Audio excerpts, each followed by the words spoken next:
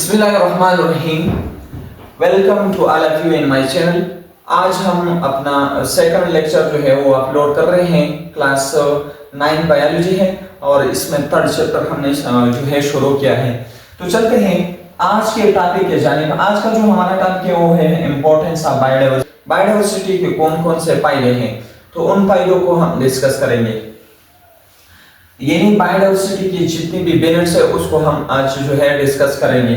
तो सबसे पहले जो बायोडाइवर्सिटी का फायदा है वो है फूड फॉर ह्यूमन बीइंग। जितनी भी हमारी खुराक है वो ज्यादातर जो है बायोडाइवर्सिटी से आता है। किस तरह? For example, biodiversity provides food for human in the form of different crops. जितनी भी फसलें हैं, मीट है, गोश्त है और इसी तरह एग्स है और मिल्क है, ये जितनी भी आइटम्स है ये बेसिकली बायोडाइवर्सिटी से आते हैं। तो सबसे पहला जो फायदा था वो कौन सा था? Food for human being. इसके बाद जो नेक्स्ट फायदा है वो है production of drugs. Come to the next benefit. इसके बाद जो नेक्स्ट फायदा है प्रोडक्शन ऑफ ड्रग्स। बायोडाइवर्सिटी से जो है हम बहुत से ड्रग्स जो है वो हासिल करते हैं। किस तरह? Biodiversity play an important role in human and animal health.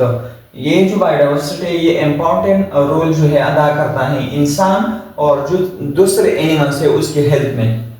Plants, fungi, animal use for medicinal plus obtaining essential vitamins. जितने भी प्लांट्स और फंजाई और एनिमल है इनको मेडिसिनल पर्पस के लिए हम इस्तेमाल करते हैं और इसके अलावा इनसे जो है हम विटामिन्स को भी हासिल करते हैं।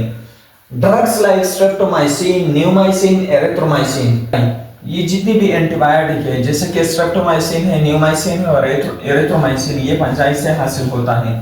ड्रग्स लाइक केफीन, मॉर्फिन, ये नशावर है और इसी तरह क्विनिन जो कि मलेरिया का इलाज है, और ऑब्टेनिंग फ्रॉम प्लांट्स, ये प्लांट से हासिल होता है।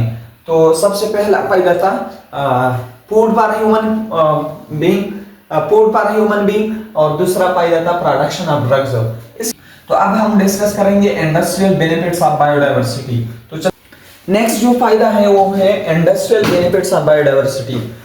Biodiversity play important role in the production of industrial material. For example, building material, जितने भी दरवाजे हैं ये जो है बेसिकली हम हासिल करते हैं बायोडाइवर्सिटी यानी प्लांट से। इसी तरह फाइबर, प्लाईबोर्ड वगैरह, डाइज, जो जितने भी कलर्स है, रीजन्स, गम्स, ये एडहेसिव हैं और इसी तरह रबर और इसी तरह आई जो है ये कुछ प्रोडक्ट्स हैं जो कि बेसिकली हम बायोडाइवर्सिटी जो है यहाँ से हासिल करते हैं। Are the some of the industrial material derived from plants. और ये जितनी भी मटेरियल है यहाँ पर हमने डिस्कस की ये प्लांट से हासिल होते हैं। तो तीन फायदे हो गए, food source, drug source, industrial benefits of biodiversity. इसके बाद चलते हैं नेक्स्ट फायदे के जानेंगे, रिलेशन विद इकोसिस्टम। इसके बाद रिलेशन विद इकोसिस्टम। अब इकोसिस्टम क्या है? तो इकोसिस्टम बेसिकली दो चीजों का मजमुआ होता है, biotic and the next one is abiotic, यानी जिंदा चीजों से और नेक्स्ट जो है नॉन लिविंग चीजों से जो सिस्टम बन जाता है उसका नाम है इकोसिस्टम। अब biodiversity maintain plus make balance ecosystem. Biodiversity जो है वो मेंटेन रखता है, बरकरार रखता है एक बैलेंस इकोसिस्टम को। किस तरह? फॉर एग्जांपल, इन अपारिक्स एक जंगल है जहां पर ट्रीज है, वहां पर डियर्स है और इस तरह लाइन है। तो ट्रीज जो है वो एनिमल्स को शेल्टर प्रोवाइड करता है, लेकिन ये जो ट्रीज है ये यहाँ पर खड़ा होता है किसकी वजह से? सॉइल की वजह से, मिट्टी की वजह से। तो जो मिट्टी है, सॉइल है, वो बेसिकली क्या है? वो नॉन लिविंग कंपोनेंट है और ट्रीज और डियर्स और लाइन जो है ये बेसिकली हमारे साथ क्या है? Biotic component. तो ये और वो सॉइल ये बेसिकली बनाता है इकोसिस्टम को। अब यहाँ पर अगर आप देख ले, ट्री जो है ये शेल्टर प्रोवाइड करता है किस चीज को? एनिमल्स को। इसी तरह डियर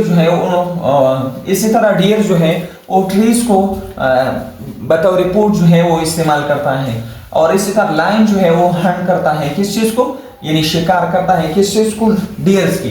अब अगर ये तरतीब हो तो फिर जो है एक बैलेंस इकोसिस्टम होगा। अगर ये नहीं है तो फिर जो है एक बैलेंस इकोसिस्टम नहीं होगा। तो बैलेंस इकोसिस्टम के लिए हमें बायोटिक और एबायोटिक दोनों कंपोनेंट की जरूरत होती है। इसी तरह अगर हम माहौल में देख ले तो वहां पर रिसाइकलिंग ऑफ न्यूट्रिएंट होती है।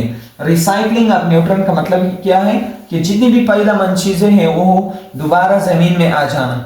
तो बैक्टीरिया और इसी तरह फंजाई जो है वो ऑर्गेनिक मटेरियल को ब्रेक करते हैं, उनको तोड़ते हैं।